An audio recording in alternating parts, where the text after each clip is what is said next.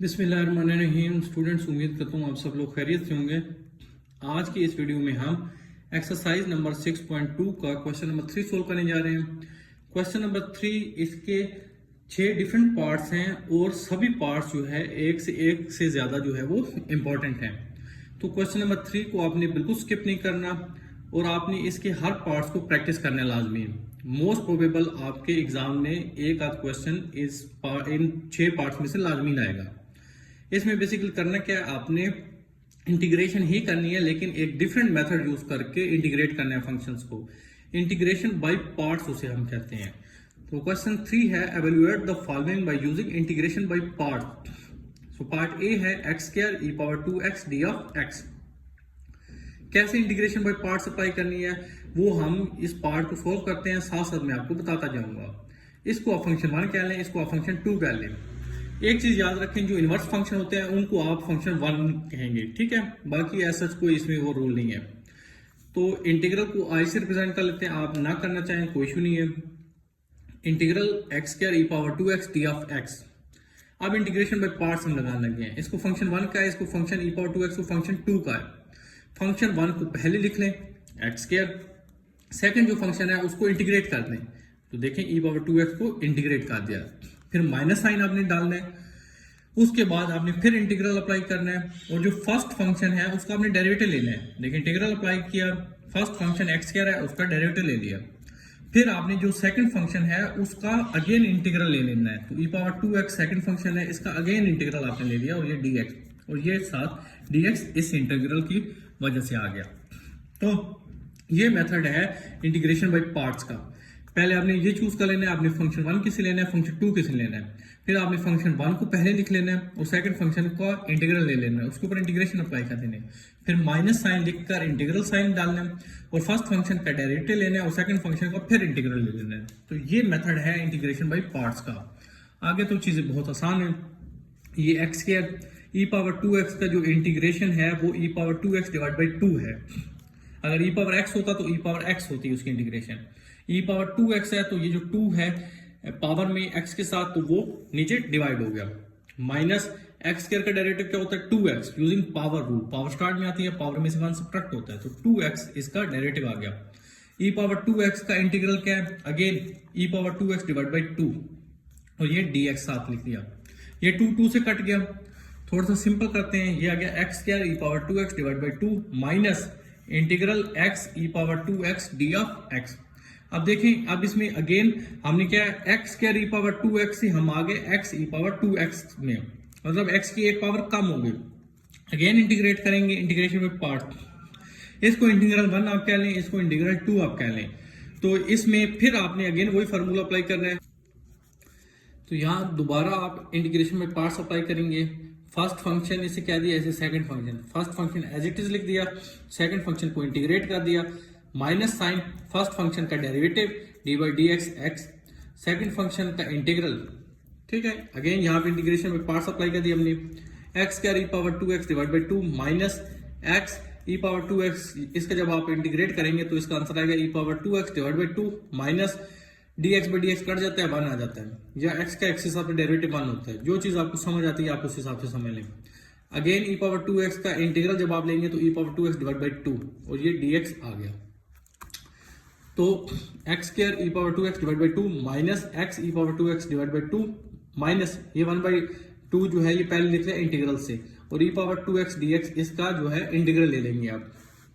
सो आई आ गया x square e power 2x divide by 2 minus x E power 2x divide by 2 minus 1 by 2। इसका जब आप integrate करेंगे तो इसका answer E power 2x divide by 2 आ जाता है। सो फाइनल इंटीग्रल का हमारे पास आंसर आ जाता है x square e power 2x divide by 2 minus x E power 2x divide by 2 minus minus plus 1 by 4, क्योंकि ये 2 से मल्टीप्लाई हो गया ई पावर 2x। यहां तक भी आंसर ठीक है। थोड़ा फर्दर सिंप्लीफाई करना चाहें तो आप e power 2x divide by 2 common ले लें, क्योंकि तीनों पार्ट यहाँ पे हिस्सों में मौजूद है। तो e power 2x divide by 2 common ले लिया, यहाँ एक्स स्क्वायर आ गया, यहाँ माइनस एक्स आ गया, क्योंकि ई पावर 2x डिवाइड बाई 2 मौजूद है। यहाँ प्लस 1 बाई 2 आ जाएगा, क्योंकि ई पावर 2x मौजूद है, 2 से मल्टीप्लाई होगा तो 1 बाई 4 आ जाता है। क्योंकि इनडेफिनेट इंटीग्रल था तो एट द एंड यहाँ आपने एक कांस्टेंट c लिख देना है। तो ये हमारा पार्ट ए यहाँ पे सोल्व हो जाता है। पार्ट बी है integral x cos x d of x। इस फंक्शन को भी हमने इंटीग्रेट करना है using integration by parts. x को फंक्शन 1 मैंने कह दिया, cos x को फंक्शन 2 कह दिया। i मैंने लिख रहा इंटीग्रल के लिए, इस सारे को मैंने चूंकि इंटीग्रल ही है तो i से रिप्रेजेंट कर दिया कि ये एक इंटीग्रल है, integral x cos x dx। अब इंटीग्रेशन बाय पार्ट्स का जो मेथड है वो अप्लाई कर लेते हैं। उसमें क्या होता है, फर्स्ट फंक्शन को पहले लिख लेते हैं और सेकंड फंक्शन को इंटीग्रेट कर देते हैं, बीच में माइनस साइन डालते हैं, इंटीग्रल साइन आता है और फर्स्ट फंक्शन का डेरिवेटिव ले लेते हैं, क्योंकि इस केस में फंक्शन x हमारा फर्स्ट फंक्शन है इसलिए इसका डेरिवेटिव, और सेकंड फंक्शन का अगेन इंटीग्रल। तो ये इंटीग्रेशन बाय पार्ट का जो मेथड है वो यहाँ पे अप्लाई हो गया। cos x का डेरिवेटिव माइनस साइन एक्स होता है, जबकि cos x का जो इंटीग्रल है वो प्लस साइन एक्स होता है, तो इसका इंटीग्रल साइन एक्स आ गया, ये बन गया x sign x, minus x का x के साथ डेरिवेटिव 1 होता है, 1 लिख दिया। cos x का इंटीग्रल क्या होता है, साइन x होता है, वो आ गया, और ये dx आ गया। So x sign x minus sine x d of x।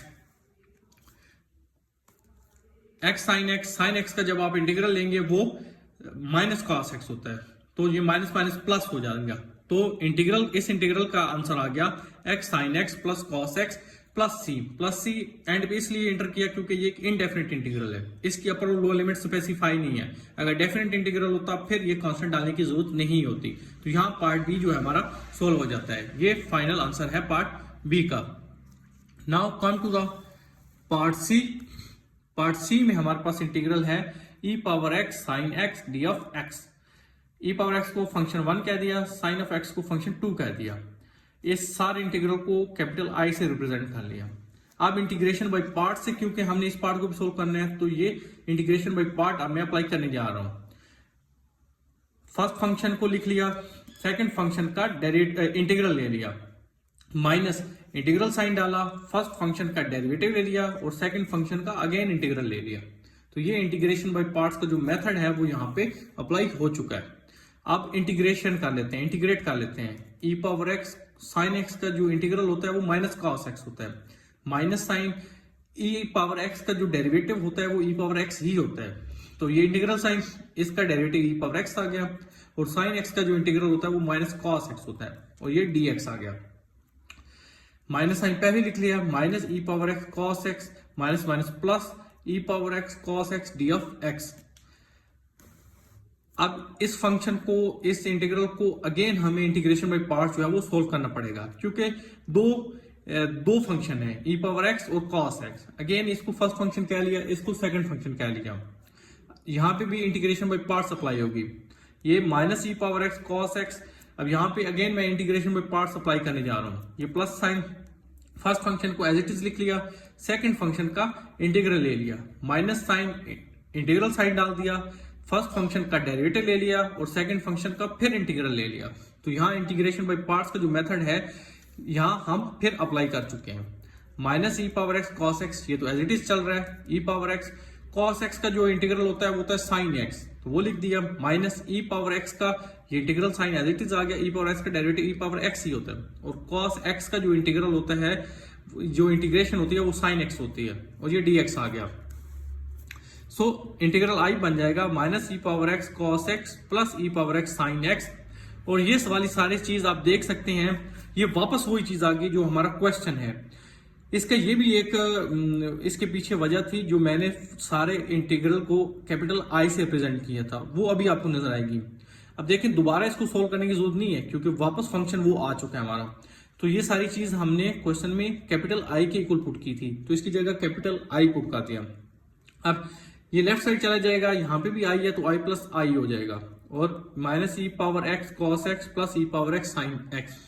अब ये 2i हो गया, हमें जस्ट I इंटीग्रल की वैल्यू फाइंड करनी है, तो वो जो 2 है वो आप डिवाइड कर दे इस पूरी राइट साइड की तरफ यहाँ, तो ये बन जाएगा I equal to minus e power x cos x plus e power x sign x divide by 2। यहाँ तक आंसर भी ठीक है। अगर आप एक और स्टेप करना चाहें वो ये कर सकते हैं, आप e power x divide by 2 common ले लें, कॉमन ले लिया तो अब ब्रैकेट में sine x minus cos x आ गया। आप वेरीफाई कर सकते हैं ये दोनों रिजल्ट्स इक्विवेलेंट हैं। e power x by 2 sine x ये चीज आ गई, minus e power x cos x by 2 ये चीज आ गई। चूंकि फाइनल आंसर आ चुका है, इंडेफिनिट इंटीग्रल है, तो एक कांस्टेंट प्लस c आप यहाँ एंड पे लिख दें। तो ये हमारा कंप्लीट फाइनल सॉल्यूशन है पार्ट सी का। Now come to the part D, integral e power x cos x d of x. इस सारे इंटीग्रल को आई से रिप्रेजेंट कर दिया। First function e power x को आप कह लें, कॉस एक्स को सेकंड फंक्शन कह लें। मतलब ये है कि जो इनवर्स फंक्शन हो उसने आपने उस इनवर्स फंक्शन को फर्स्ट फंक्शन कहना है। बाकी जिस तरह आप क्वेश्चन गिवन है, जो फंक्शन पहले नंबर पे है उसको फंक्शन 1 कह लें, जो दूसरे नंबर पे है उसको फंक्शन 2 कह लें, आपकी अंडरस्टैंडिंग के लिए, आसानी के लिए। अब इंटीग्रेशन बाय पार्ट्स जो है मेथड जो है वो अब अप्लाई कर लेते हैं। फर्स्ट फंक्शन को एज इट इज लिख दिया, सेकंड फंक्शन का इंटीग्रल ले लिया, माइनस साइन, इंटीग्रल साइन डाला, फर्स्ट फंक्शन का डेरिवेटिव ले लिया और सेकंड फंक्शन का इंटीग्रल ले लिया। तो यहाँ इंटीग्रेशन बाय पार्ट्स का जो मेथड है वो अप्लाई हो चुका है। अब इंटीग्रेट कर लेते हैं। ई पावर एक्स कॉस एक्स का जो इंटीग्रल होता है वो साइन एक्स होता है, माइनस ई पावर एक्स का जो डेरिवेटिव होता है वो ई पावर एक्स ही होता है, और कॉस एक्स का जो इंटीग्रल वो साइन एक्स होता है, तो ये डीएक्स आ गया। So e power x sine x minus, अब यहाँ पे अगेन हमें इंटीग्रेशन बाय पार्ट्स जो है वो अप्लाई करनी पड़ेगी, क्योंकि दो फंक्शन जो है वो मल्टीप्लाई हो रहे हैं। इसको फंक्शन 1 कहें, अगेन इसको फंक्शन 2 कहें, साइन एक्स को। इंटीग्रेशन बाय पार्ट्स अप्लाई कर लेते हैं। First function as it is आ गया, सेकंड फंक्शन का integral minus integral, first function का डेरिवेटिव और सेकंड फंक्शन का इंटीग्रल। तो ये इंटीग्रेशन बाय पार्ट्स का जो मेथड है वो अप्लाई कर चुके हैं। अब इंटीग्रेट कर लेते हैं फंक्शंस को। E power x sine x minus e power x sine x का जो इंटीग्रल होता है, इंटीग्रेशन होती है वो माइनस कॉस एक्स होती है, वो आ गई माइनस साइन, ये इंटीग्रल। ई पावर एक्स का जो डेरिवेटिव होता है वो ई पावर एक्स ही होता है, और साइन एक्स का इंटीग्रल माइनस कॉस एक्स होता है, और ये डीएक्स साथ आ गया। सो इंटीग्रल आई बन गया e power x sine x minus minus plus e power x cos x, और ये माइनस माइनस प्लस और ये minus minus, integral e power x cos x d of x. अब इसको फर्दर आपको integration by parts करने की जरूरत नहीं है, क्योंकि ये जो आपको ओरिजिनल फंक्शन है वो आ चुका है और इसको हमने आई से रिप्रेजेंट किया था, तो इसकी जगह आप आई पुट कर दें। तो आई पुट कर दिया नेक्स्ट स्टेप में। अब ये माइनस आई है, ये प्लस आई है, ये लेफ्ट साइड जाएगा तो ये आई प्लस आई हो जाएगा। सो ये 2i हो जाएगा। सो 2i equal to e power x sine x plus e power x cos x, वो 2 डिवाइड कर दें यहाँ आप राइट साइड, तो आई आ जाएगा e power x sine x plus e power x cos x divide by 2। So final integral का जो आंसर है यहाँ तक भी ठीक है। अगर आप एक और स्टेप फर्दर सिंप्लीफाई करना चाहें तो e power x divide by 2 आप कॉमन ले लें और ब्रैकेट में sine x plus cos x आ जाएगा। चूंकि इंडेफिनिट इंटीग्रल है तो एक कांस्टेंट सी यहाँ पे इंट्रोड्यूस कर दिया। पार्ट ई है, इसमें इंटीग्रल है sign inverse x d of x. तो जहां कुछ ना हो वहां 1 तो होता ही होता है, तो यहाँ 1 भी है। फॉर एग्जांपल मैंने आपको कहा था जो इनवर्स फंक्शन है उनको हमेशा आपने फर्स्ट फंक्शन लेना है, तो साइन इनवर्स एक्स आपका फर्स्ट फंक्शन होगा, बाकी 1 जो है फॉर एग्जांपल वो आपका सेकंड फंक्शन है। अब इंटीग्रेशन बाय पार्ट्स हम अप्लाई कर लेते हैं इस इंटीग्रल के ऊपर।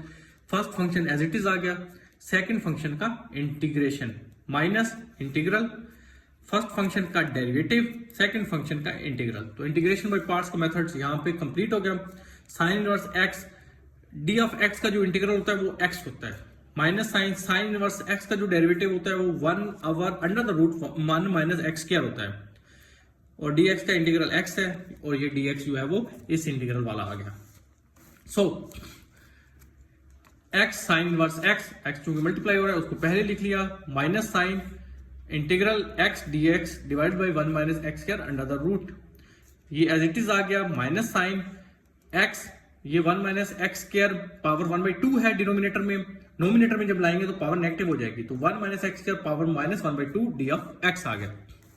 इसका एक और फायदा भी ये हुआ, देखें माइनस 2x, मतलब इसका जो डेरिवेटिव x है लेकिन हमें माइनस 2x चाहिए, तो वो बन सकता है। कैसे बनेगा, हम माइनस 2 से मल्टीप्लाई और डिवाइड कर देंगे, फिर इंटीग्रेशन सिंपल हो जाएगी, जस्ट वो पावर में 1 ऐड होगा और वो पावर डिवाइड हो जाएगी, इसलिए इसे डिनोमिनेटर से हम नोमिनेटर में लेके आए।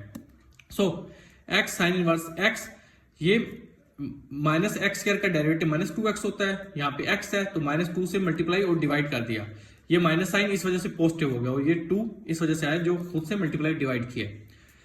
सो x sine inverse x plus 1/2।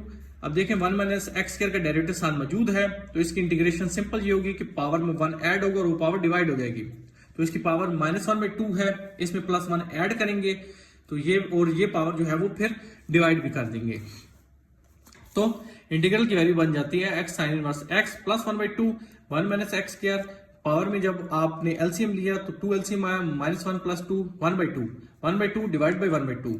ये 1/2 इस 1/2 से कट गया।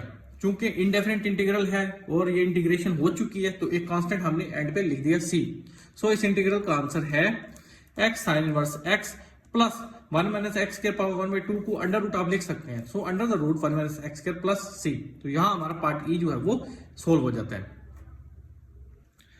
अब पार्ट एफ है और ये लास्ट पार्ट है क्वेश्चन नंबर 3 का। Integral e⁻3t sin e⁻3t dt। इस इंटीग्रल को i से रिप्रेजेंट कर दिया, e⁻3t को फर्स्ट फंक्शन कह लिया, sin e⁻3t को सेकंड फंक्शन कह दिया। इंटीग्रेशन बाय पार्ट्स का जो मेथड है वो अप्लाई कर लेते हैं। फर्स्ट फंक्शन आ गया, सेकंड फंक्शन का integral minus integral sign, first function का डेरिवेटिव और सेकंड फंक्शन का integral. Integration by parts apply कर दिया। अब इंटीग्रेट कर लेते हैं। ये e⁻3t एज इट इज आ गया। साइन e⁻3t का जो इंटीग्रल है, जिस तरह साइन x का इंटीग्रल माइनस कॉस x होता है, तो माइनस कॉस e⁻3t आ गया। बाकी e⁻3t का जो है वो उसकी वजह से ये है 3e⁻3t आ जाएगा। ठीक है, माइनस साइन e⁻3t का जो डेरिवेटिव है वो e⁻3t ही होता है, लेकिन साथ 3 भी आता है जब पावर की वजह से, क्योंकि पावर को जब डिफरेंशिएट करते हैं तो 3 कॉमन ले लेते हैं और dt/dt 1 आ जाता है, तो 3 ये 3 वहां से आ जाता है। अगर e⁻t होता तो जस्ट उसका डेरिवेटिव e⁻t आता, e⁻3t है तो 3e⁻3t आ जाएगा। और साइन e⁻3t का जो इंटीग्रल है वो minus cos e⁻3t divide by 3e⁻3t और ये dt आ गया। ये e⁻3t इस e⁻3t से कट गया, ये 3e⁻3t से कट गया।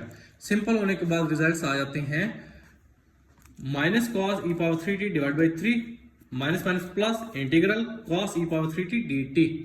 So minus cos e⁻3t divide by 3, इसको जब इंटीग्रेट करेंगे तो कॉस का इंटीग्रल साइन होता है, तो साइन e⁻3t और e⁻3t का जो है वो 3e⁻3t ये आ गया। और चूंकि हमारा इंटीग्रेशन कंप्लीट हो चुकी है, एंड पे एक कांस्टेंट c ऐड कर दिया क्योंकि ये एक इनडेफिनेट इंटीग्रल था।